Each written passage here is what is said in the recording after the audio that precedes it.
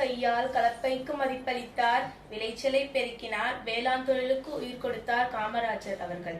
தோன்றிய புகழோடு தோன்றுக என்ற குரலுக்கேற்ப பெருந்தலைவர் காமராஜர் அவர்கள் 1903ஆம் ஆண்டு ஜூலை 15ஆம் நாள் விருதுநகரில் பிறந்தார்.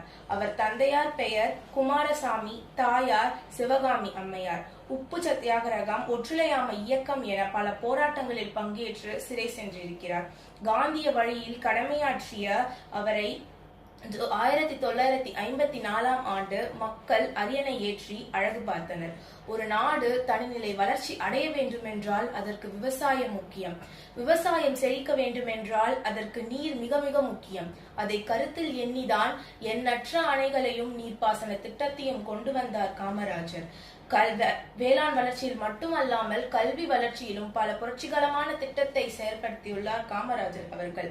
மாணவர்கள் பசியின்றி படிக்க மதிய உணவு திட்டத்தையும் கொண்டு வந்துள்ளார். ஆங்கிலேயர் ஆட்சி காலத்தில் 7% உள்ள கல்வி வளர்ச்சி காமராஜரின் ஆட்சி காலத்தில் 37% உயர்ந்தது. காமராஜரை பற்றி சொல்ல வேண்டும் என்றால் இன்றைக்கு ஒரு நாள் போதாது, எழுத பக்கங்கள் கிடையாது. ஜூலை 15ஆம் நாள் காமராஜரின் பிறந்த நாளை நாம் கல்வி வளர்ச்சி நாளாக கொண்டாடுகிறோம்.